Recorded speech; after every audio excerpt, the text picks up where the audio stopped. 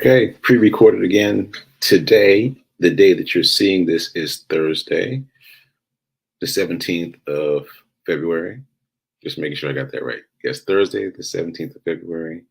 And this is the 34th episode of season 3 of the Be Your Own Hero show. Hero is, I can get it, an acronym. It means helping everyone reaps optimism. In other words, helping others helps you. It's a reciprocal action.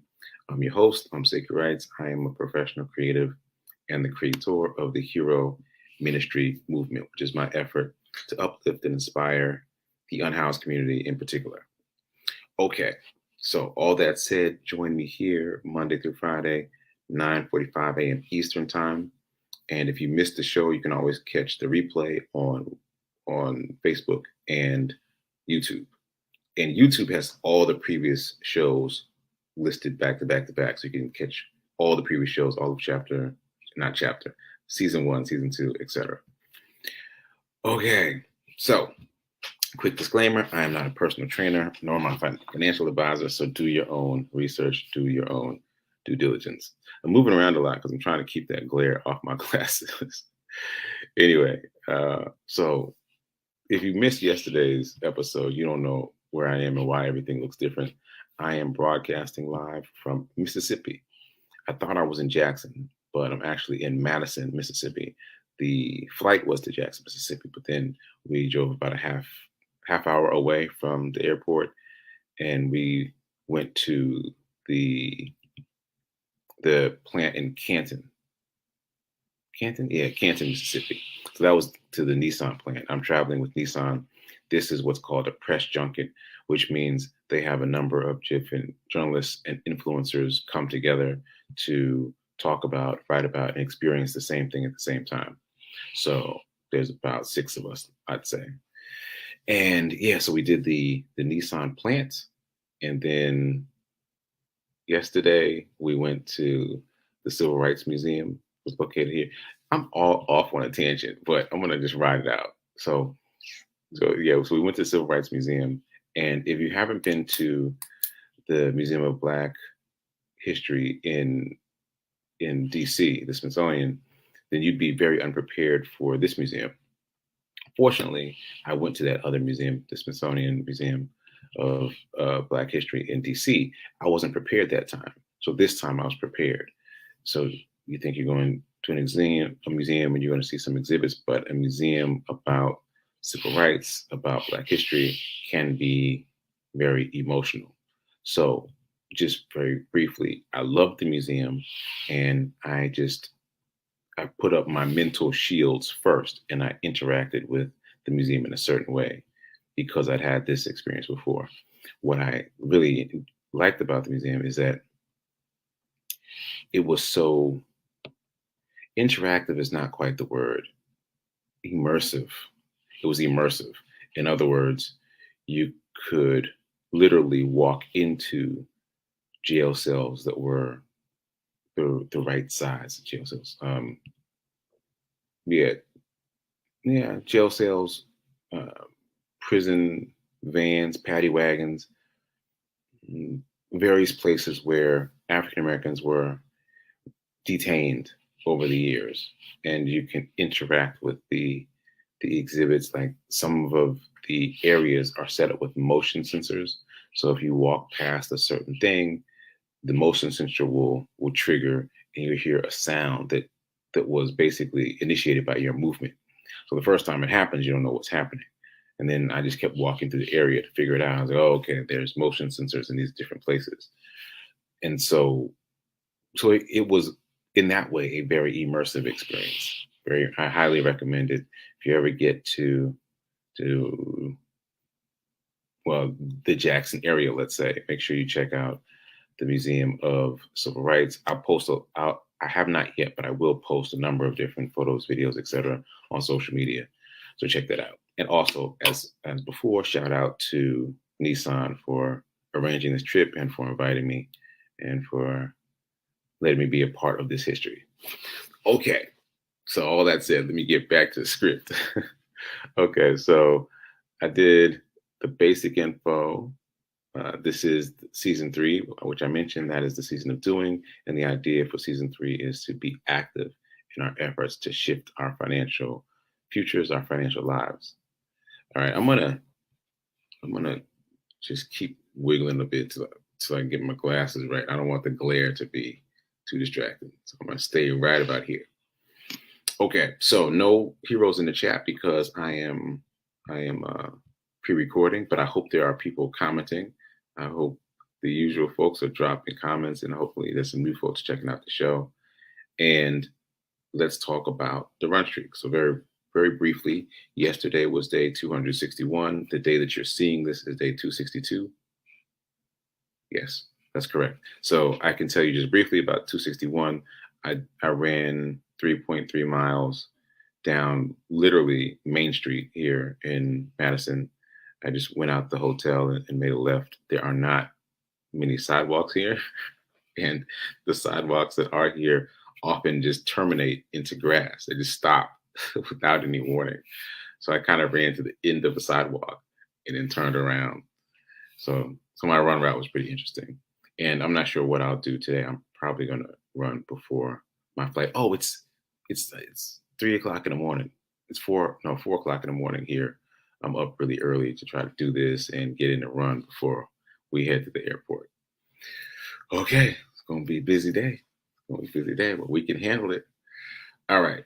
So people have been asking and commenting about the charity run for Mr. Charles. I didn't check this morning when I got up, but I will check soon and post an update.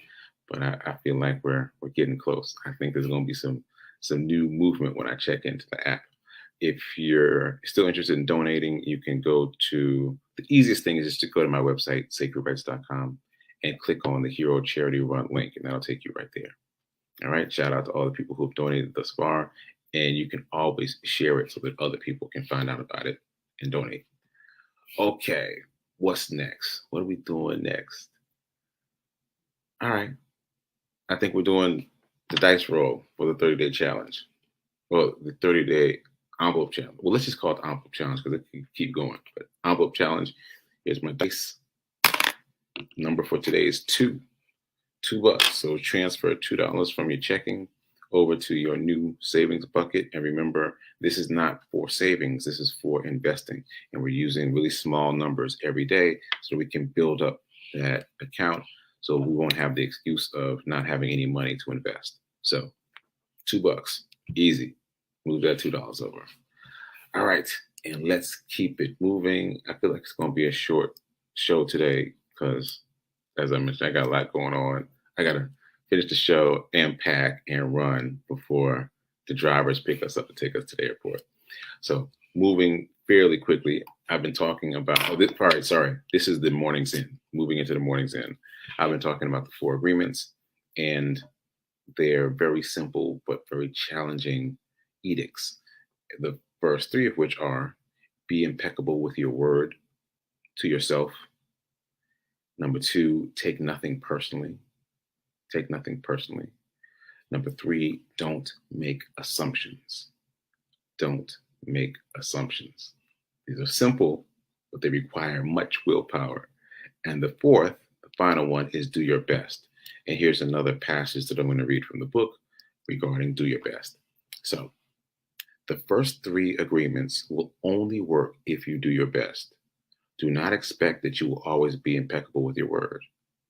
Your routine habits are too strong and firmly rooted in your mind, but you can do your best. Don't expect that you will never take things personally.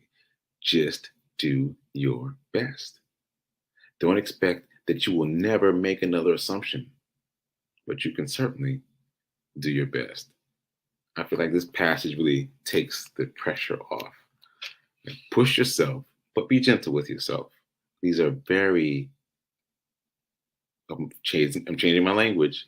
These agreements, these 4 agreements require significant willpower, and you have to exercise that willpower to accomplish them. But this passage helps you be gentle with yourself. All right. So shout out to the 4 agreements. I might keep talking about it. I'm still highlighting things because it's really good. Okay, so let's move into abundance. Let's move into abundance. Here's our caption, our quote, affirmation. Here's our affirmation. I am so happy and grateful to be a multimillionaire in every area of my life.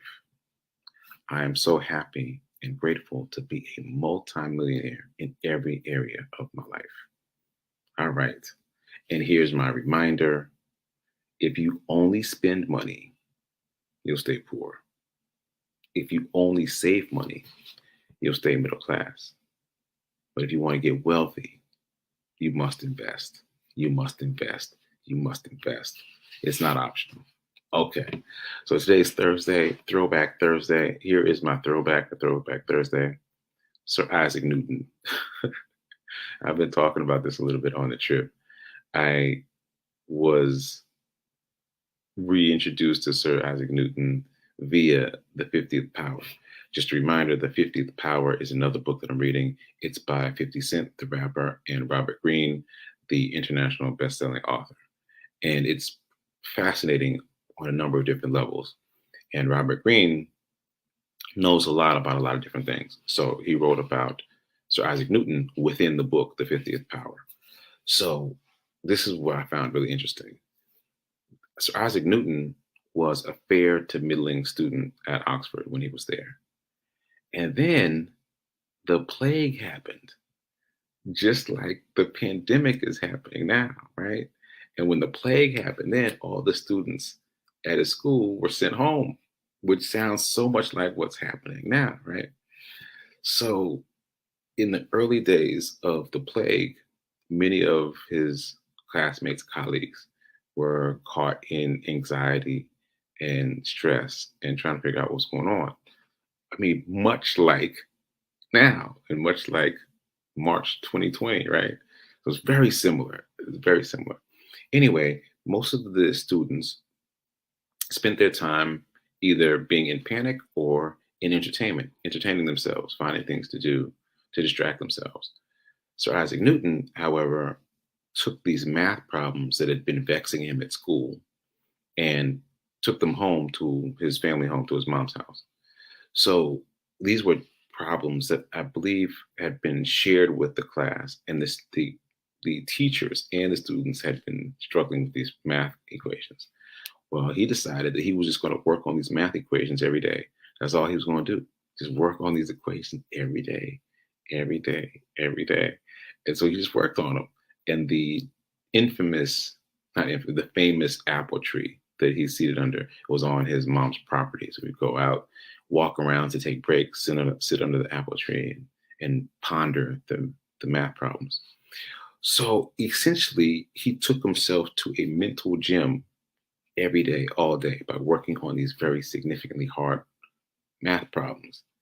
And that exercise, that building of the muscle is what created the things that we know about from Sir Isaac Newton. His theories of movement, like an object at rest remains at rest, for example, and all the other things we know about him. They all started with how he reacted to the plague by choosing not to react in panic and choosing to dive into himself. He created a new version of himself, right? And that is so apropos, especially now. So if you are still stuck in panic, try to shift your energy to the idea of what can I become during this time. Oh, there's a quote from T.D. Jakes. T.D. Jakes that says, "What can I become in the rain?" Like, stop waiting for the rain to stop falling and ask yourself, what can I become in the rain? And push for that. Push for that. And so that if and when this all ends, you'll be able to say, oh, I'm this new person, or I did this thing during that time, other than just, entertaining yourself. Not that there's anything wrong with that, but you can push for more. All right, so shout out to Sir Isaac Newton, shout out to 50 Cent, shout out to Robert Greene. Again, this is information that I pulled from the book, The 50th Power, The 50th Law. Okay, moving on. So So I got some great questions from Nan. I'm going to jump into those. She asked two things. And I'm just going to read what she said. She was talking about me saying that the candlesticks, oh, these are the candlesticks for those of you who haven't seen them yet. If you're just joining the show, these are candlesticks, and they're used for reading the stock market or for any chart that is used to measure financial instruments. And I've been talking about how there's a mood, a flow, a rhythm to these candlesticks and to the market. And Nan was asking, how do you see a chart that represents the whole market? Well, it's funny because in my case, these are terms that I've heard before, but not really paid much attention to. But if you look at the chart for the Dow, if you look at the chart for the NASDAQ, if you look at the chart for the S&P 500, these are broad indexes that measure kind of the flow. And those are the ones, like if you tune into CNBC, those are the ones that will always be represented on the screen. This is where the Dow is. This is where the NASDAQ is. And this is where the S&P 500 is. So those are kind of the broad overarching charts that represent the market as a whole. And the second thing that Nan asked is, how do you decide which chart to look at if you're looking at individual charts? Okay, I thought this was really fascinating. So I hope you do too. It's interesting to me that most of the folks that I've been reading about, listening to, studying, have only traded one or two stocks. Like they've only traded a few stocks. My vision, my imagination of what a stock trader does was trading a bunch of things all the time, right? But what I've been experiencing, what I've been reading about is folks saying, okay, well, I'm trading Amazon, like that's my stock. And I just watch Amazon and I just watch that chart and I pop in and out of Amazon as that stock goes up and down. And so the obvious benefit of this is if you're only studying one stock, you get to know that stock really well. You get to know the mood, you get to know the rhythm. And if you're using candlesticks, which also help you read the mood even more, you get a feel for it, I imagine, very quickly, because you're not trying to study 20 different things. You're studying one stock. You get a really good feel for it. Oh, matter of fact, something else is coming to me. There's a guy I was studying who trades options, and he was doing Amazon. And he said that he started referencing kind of real life situations that affect the price of the option. I still don't quite understand what an option is, but that affect the flow of this chart that we're talking about.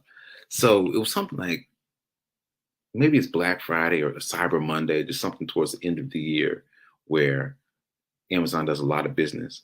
So he bases what he buys and sells toward the end of the year on that date. Like, so it's a real life date. People are going on to their computers for Cyber Monday to buy a bunch of things. In his world, he's buying in to Amazon right before that date. And then the price shoots up and then he sells. And if I remember this correctly, he made 5 figures, but it was like 300 times what he put in. So I think he put in like $300 and made 5 figures.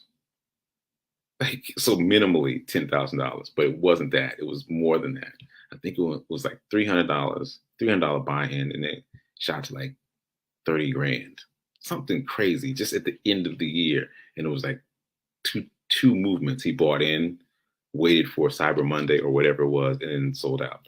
So the point is, if you're only studying, in this case, Amazon, you get a sense for the other things that the company does that affect the stock price. So you just get more and more familiar, and it gets easier and easier for you to pop in and out of that stock. Fascinating and simple, not easy, but simple, because you're not trying to study everything, right? You're just narrowing your focus. Okay. Speaking of narrowing your focus, I showed you what a doji candle was yesterday. I'm just going to show it again, just as a reminder. This is a doji. The green and the red are both dojis. What that means is the reason they're so flat is because the opening price and the closing price were right at the same level. Either they were exactly the same or they were close to the same. So there's no big candle body like these others. Do I see any dojis on here? No, no dojis. But it's very cool to know what a doji looks like so that I can look for it. 'Cause every time I see a chart now, I'm just looking for dojis. And as I mentioned yesterday, there's different types of dojis. So even though I'm only studying one thing, that one thing is expanding because there's dragonfly dojis and there's gravestone dojis and there's different kinds of dojis. So that was just a quick reminder about dojis. And oh, that's my alarm. And about how just studying something small a little bit at a time can grow. And like I said, I'm really fascinated by the fact that so many people that I've been studying are just trading one or two stocks. I have talked a bit about Nicholas Darvis. He was a ballroom dancer and he famously made $2 million in the stock market in less than a year. Now, the punchline is it took him 5 years of trial and error to be able to make $2 million in less than a year. That's the punchline. But he did it a little bit differently. He actually would send his broker telegrams asking for stocks that were moving in a certain way. He would describe what he was looking for, and his broker would send certain stocks that were moving in that way. So it wasn't at all about which companies. He wasn't saying, hey, send me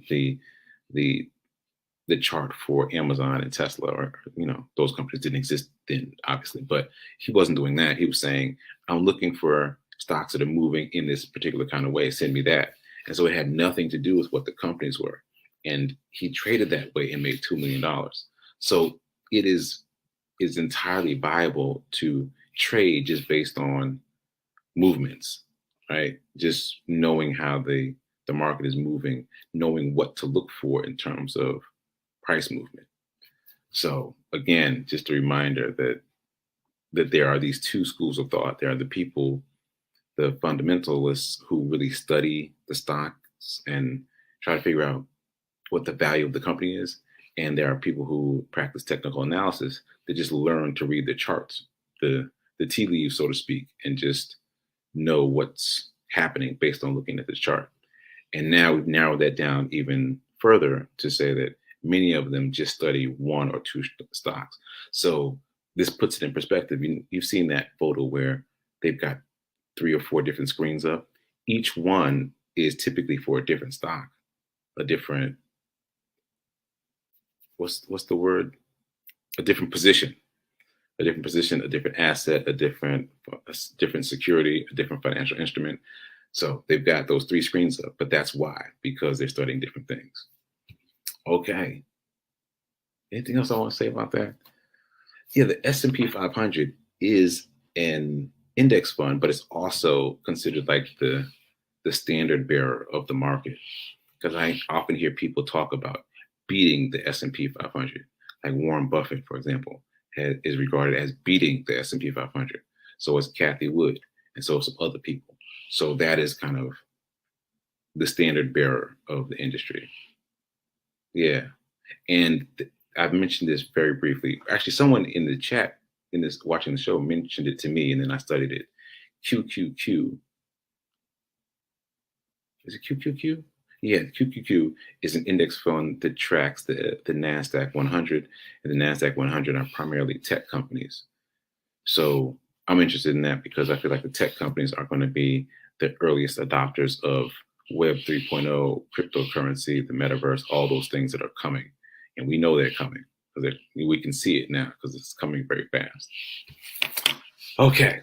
So I think that's it. I need to go pack and run and figure out the rest of my day, my very early day. It's now 4:30 local time, and I'm gonna move on.